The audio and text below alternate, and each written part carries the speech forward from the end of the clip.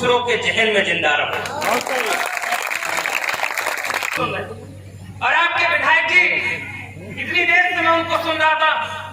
अरे विधायक जी, सच बताऊं, मैं अक्सर मुख्यमंत्री महोदय को देखता हूं, लेकिन आपका वक्तव्य मुझे सुनकर के ऐसा लग रहा था कि हम रात भर में जो कभी जितने विषय को छूना चाहते हैं वो सब आपने अपने वक्तव्य में समेट कर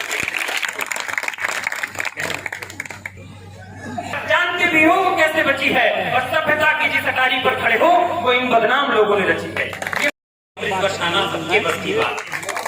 तो ये वो लोग हैं जो वाणी से अमृत बरसाने के लिए आए हैं, और तमाम तरह की ये सताओं के बाद आप सभी इनको सुनने के लिए आए हैं। व्यवस्था, ये मंच बड़े आनंद के साथ इसी प्रकार जुड़े रहिएगा। समन है जो आपको एक एक करके आनंदित करते रहेंगे। इधर तमाम पुलिस के जवान टहल रहे हैं और व्यवस्था पीछे सुनकर खड़े होकर कविता सुन रहे हैं।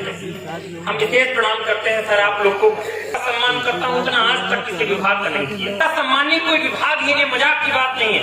कुएं में गिर गए एक बार, सच बता रहे। एक सिपाही नीचे से जा रहा था बगल से कहीं, तो उसने रस्सी डाली, बोली जो कोई हो नीचे तो ऊपर आ जाओ। अब वो दरोगा जी रस्सी पकड़ के ऊपर चढ़े। जब एक हाथ धुआं बचा था तब सिपाही ने देख लिया कि दरोगा, छोड़ के बोला जय हिंद साहब।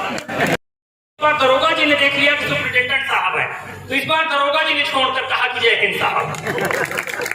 ये आनंद, अगर ये वर्दी पहनकर कुछ लोग खड़े हुए हैं तो मैं एक टिप्पणी करता हूँ, अगर ठीक लगे तो कवि सम्मेलन प्रारंभ करिएगा। मैं पहले कवि को आमंत्रित कर दूंगा विधायक जी का, जैसा मुझे आदेश प्राप्त हुआ है कि कवि सब कार्यक्रम कुछ लोग सुनने के लिए आते हैं, कार्यक्रम कुछ लोग सुनाने के लिए आते हैं, लेकिन इस सुनने सुनाने के बीच व्यवधान ना हो इसलिए कुछ लोग वर्दी पहन कर आते हैं। ससुर जी भी खतरनाक है, तभी उन्होंने कवि सुना।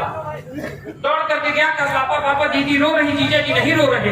हमारे ससुर जी कहा कोई बात नहीं बेटा, दीदी तो गेट तक ही रोएगी, जीजा जी तो समझ में आया तो तालियां बजाइए। आइए कल सम्मेलन को धीरे धीरे हम शुरू करते हैं। कोरोना में सभी लोग तो उम्मीद लगा के बैठे थे कि शशि जी पढ़ने आएंगी, इसीलिए उधर से बैठे हुए अभी तक बैठे थे, लेकिन आपने हमको खड़ा कर दिया। बैठिए जितेंद्र जी, आप भी बैठ जाइए। प्रकट हो, और जो लोग आकर के चले गए हैं ईश्वर उनकी आत्मा को शांति प्रदान करे। पड़ोसी उठ करके चले गए थे, आप गलत मत समझिए, मतलब घर में जाने की जल्दी उनको भी थी इसलिए साथ में गए। अब वही लोग बचे हैं जो दरअसल दूसरे गाड़ी बैठ के आए हैं और सोचते हैं जब ये जा पाएगा तभी जा पाएंगे। दादाजी जब से आए हैं तभी से एकदम डंडा लेके एकदम बैठ गए हैं सामने। दादाजी आप ये गमछा इसे कान में डालें, बिल्कुल हमको केजरीवाल लग रहा है। ये गमछा केजरीवाल, मैं ग्रामीण भैया जितना केजरीवाल का सम्मान करता हूँ दुनिया में किसी नेता को नहीं करता। मोदी जी का करता हूँ, लेकिन केजरीवाल से ज्यादा मैं सम्मान नहीं करता। केजरीवाल और हमारे में केवल एक ही अंतर है, सही बता, केजरीवाल और मेरे केवल एक ही अंतर है, वो घर के बाहर झाड़ू लगाते हैं, मैं आप लोग बहुत समझ आ रहे हैं, इसीलिए कविता सुन रहे हैं।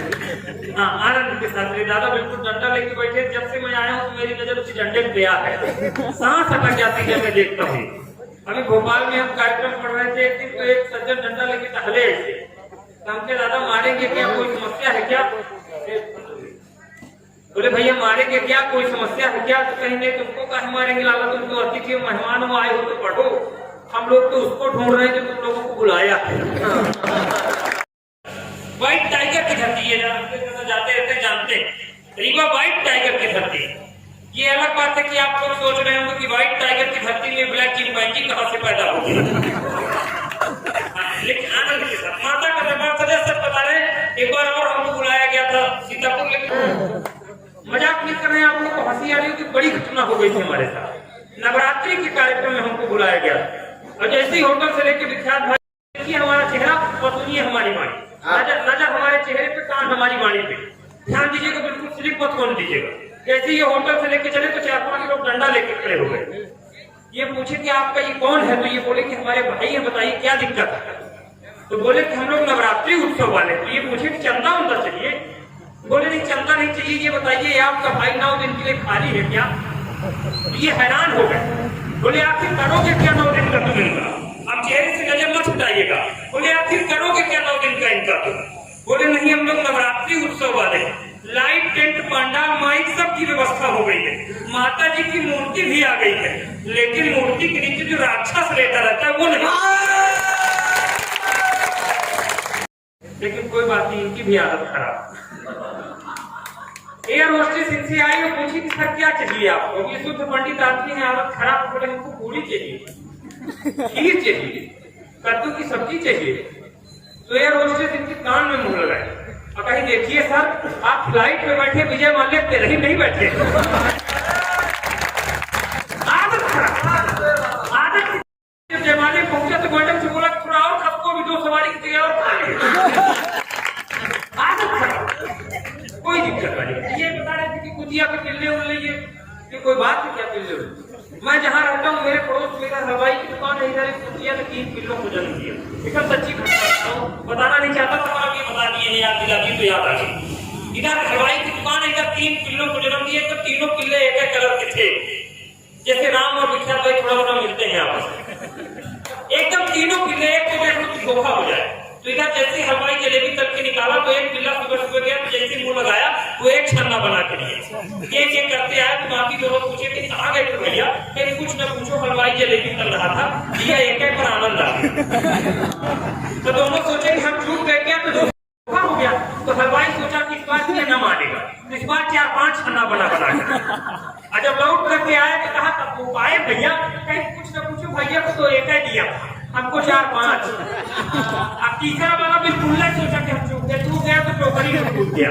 तो इस बार हलवाई घेर लिया, इतना मारा रामेश भैया, इतना मारा कि हमारा का डाला। जब बेचारा घसीटते हुए आया, दोनों पूछे आए भैया, कहीं कुछ न पूछो, हमको तो छोड़ ही नहीं रहे। हम कसम खा रहे थे, वहाँ कसम हो गया तो यहाँ और लो। मैं भी अब सोच रहा हूँ कहीं अब रेखा वाले हमको न छोड़े, इतनी देर तो ताली एक बार मन से बजाइए आप। नेता होता पूरी रात बोली, पिछली बार भी आप बोल गए थे विकास होगा, लेकिन विकास नहीं हुआ, पिंकी हुई। हाँ, एक नेताजी और आए चुनाव प्रचार करने, मैं नाम नहीं बताऊंगा, नहीं आप लोग जान जाएंगे कि मैं राहुल गांधी जी के बारे में बात कर रहा हूँ। आए तो चौराहे में ही बोले क्या समस्या है आपके गांव में? क्या हमारे यहाँ कोई समस्या नहीं साहब, मोदी सरकार आ गई, कोई समस्या नहीं, सड़क है, पानी है, बिजली है, सब है हमारे गाँव में, केवल शमशान नहीं है हमारे गाँव में। कोई बोले इस बार हम लोगों को वोट दीजिए, एक घर में शमशान बना देंगे। ताली आप बजा सकते हैं। हाँ, कोई दिक्कत वाली बात नहीं। धीरे धीरे आनंद के साथ इसी तरह कैसे मर के आए? एक बोला साहब ठंड से मर के आए। दूसरे से पूछे कि तुम कैसे मर के आए भाई? तो बोला हम शर्म से मर के आए। अब चित्रगुप्त का दिमाग खराब हो गई, कारण पहली बार सुने। बोले ठंड वाले को तो ठीक है, तुम शर्म से कैसे मरेंगे? बोला हम 4-5 दिन अपने शहर से बाहर थे, और जब अपने शहर में गए तो अपनी प्रेमिका के घर गए तो हमको लगा कि घर के अंदर कोई है, आवाज आ रही लगी, हम शर्म से मर गए। चित्रगुप्त का दिमाग खराब हो गया। तो ठंड वाले से भी बोले कि तुम ही बता दो भाई कि तुम कैसे मरे? तो ठंड वाला शर्म वाले की तरफ देख करके बोला भैया जब आप पूरा घर खोजे थे तो अच्छी तरह खोजे थे। बोला हाँ अच्छी तरह खोजे थे। बोला फ्रिज का दरवाजा खोले थे? बोला नहीं खोले थे। बोले काश अगर तुम फ्रिज का दरवाजा खोल लेते, ना तुम शर्म से मरते और ना मैं ठंड से मरता। ये नहीं, तुम जिला अस्पताल ले गए इसको, ये डॉक्टर के सामने खड़ा हुआ और बोला कि हमको खांसी आती, बुखार है। बोले जांच कराइए। बोले जांच नहीं कराएंगे, पक्का संभव बिना जांच कराए जानेंगे कि हमको है कि नहीं। डॉक्टर बोला ऐसे कैसे हो सकता है? अब ये दावा का सब ये जैसा बता रहा था और ज्यादा बुद्धिमान, तो 2 मिनट तक सोचा, डॉक्टर का मास्क नीचे किया और उसके मुंह में 3-4 बार खांसा। बोला सर आप अपनी जांच करा लीजिएगा, अगर आपको निकले तो मतलब हमको भी है। आइए 4 पे जो आज लोग अपने मुंह को छुपाते हैं। हम लोग बहुत कहते थे कि लड़कियां मुंह बांधे हुए घूमती, अब सब घूमते टोकते थे लड़कियों को मुंह बांधने पे, जो आज लोग अपने मुंह को छुपाते हैं। कल तक चाय भी जो पति थे बनाते नहीं, घर में वो आज सारा खाना भी पकाते हैं। हाँ, जो 2-4 लोग ताली बजाए हैं वो वही बजाए हैं जिनकी स्थिति यही थी लाते उनका चित्रण हो। कल तक चाय भी जो पति थे बनाते नहीं, घर में वो आज सारा खाना भी पकाते हैं। नेता कभी बिना बोले रह नहीं सकते हैं, बीमारी है। नेता कभी बिना बोले रह नहीं सकते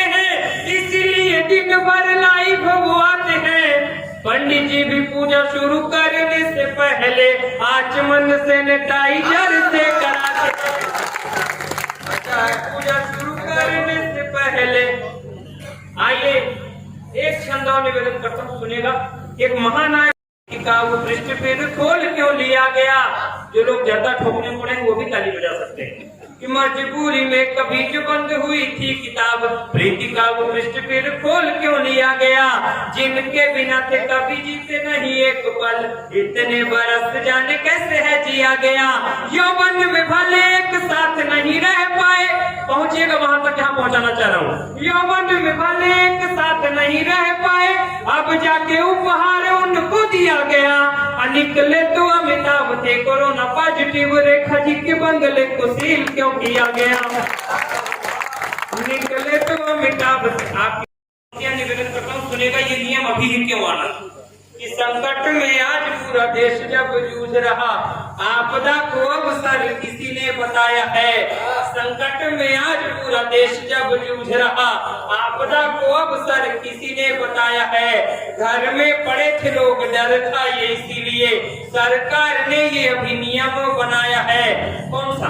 कि घर में पड़े थे लोग, डर था ये इसीलिए सरकार ने ये अधिनियम बनाया है। कि दो बच्चे थे पहले ही तीसरा भी हुआ जिसे, समझिएगा, 2 बच्चे थे पहले ही तीसरा भी हुआ जिसे, फ्री में जो लाभ लॉकडाउन का उठाया है। और आखिरी पंक्ति में अगर पहुंच जाइएगा तो फिर तालियां मिले। कि 2 बच्चे थे पहले ही तीसरा भी हुआ जिसे, फ्री में जो लाभ लॉकडाउन का उठाया है। और सरकारी लाभ कोई उसको मिलेगा नहीं, कोरोना में देश की आबादी जो बढ़ाया है। बोले फिर आपसे भी गया गुजरा मिलता। हाँ, एक दिन और कह रही थी, कहीं जानते हैं आपको शादी से पहले भी बहुत अच्छी तरह जानती थी, शादी से पहले भी आपको आते जाते देखती थी। हम कहे जब इतना देखती थी तो आखिर क्या देख करके तुमने मुझसे शादी की? बोली नहीं, मैं 1-2 बार आपको बर्तन मांजते हुए देखी। ये दिक्कत है। 4 पंक्तियां सुनिए, निवेदन करता हूँ। कि कहे मुझसे ये, जैसे अभी कह रहे थे, 4 पंक्तियां सुनाता हूँ, निवेदन करता हूँ, सुनिए। 100 कि कहने लगा कुंवारा मित्र एक मुझसे ये, शादीशुदा मर्द बस चूहे जैसे होते हैं। कि कहने लगा कुंवारा मित्र एक मुझसे चूहे जैसे होते हैं। घर में वो रहते हैं चुपचाप से बेचारे, पत्नी जो चाहे उनके बोल वैसे होते हैं। मैंने कहा मित्र तुम हो कुंवारे इसीलिए, जानते नहीं हो पति वीर कैसे होते हैं। और अगर ठीक बात कह दी तो फिर आशीर्वाद दीजिएगा। मैंने कहा मित्र तुम हो कुंवारे इसीलिए, जानते नहीं हो पति वीर कैसे होते हैं। शेरनी के सामने जो रहते हैं दिन रात, शेर से तो कम नहीं मर्द ऐसे होते हैं। बारात क्यों जाता है, कंधे पे क्यों नहीं जाता? 4 पैर का तो गधा भी होता है, लेकिन आखिर तर्क ठीक लग जाए कि दूल्हा घोड़ी पे बढ़ा जाता है, गधे पे क्यों नहीं जा सकता? तो आपका आशीर्वाद के लिए निवेदन करता हूँ, सुनेगा। मैं इसके बाद कभी समय को गति बढ़ाऊंगा, धीरे से मैं निवेदन करता हूँ, सुनेगा। कि मैंने एक शादीशुदा मित्र से ये पूछा, यार शादी वाले दिन दूल्हा घोड़ी से क्यों आता है? मैंने एक शादीशुदा, सुनिएगा, दूल्हा गधे से क्यों नहीं आ सकता? मैंने एक शादीशुदा मित्र से ये पूछा, यार शादी वाले दिन दूल्हा घोड़ी से क्यों आता है? उसने कहा कि यार यही दर्द दिन रात हमें भी सताता है। राज की है बात तुम्हें बतला रहा हूँ, किंतु ऐसा दर्द कभी कोई नहीं बतलाता है। एक बार घोड़ी पे जो चढ़ता है खुशी आजीवन, फिर वो गधा ही बन जाता है। किंतु इस बीमारी से कई राजगांव आ गए। एक पंक्ति पकड़िएगा। कष्ट दे रही बहुत सीख दे रही है, किंतु इस बीमारी से कई राजगांव आ गए। माटी की पवित्रता को कहते देहाती के जो शहरों से होके वो नाराज गांव आ गए। माटी की पवित्रता को कहते देहाती के जो शहरों से होके वो नाराज गांव आ गए। बूढ़ी माँ ये सोच रही, उसे नहीं पता है कि क्या हुआ है। बूढ़ी माँ ये सोच रही बेटे उससे मिलने को छोड़कर सारा काम काज गांव आ गए। और आखिरी पंक्ति पर आपके हाथ में नहीं खोलेंगे तो मेरा मन टूट जाएगा। बूढ़ी माँ ये सोच रही बेटे उसे मिलने को, छोड़कर सारा काम काज गाँव आ गए, बाप की चिता को आग भी देने नहीं आए, मरने के डर से आज गाँव आ गए।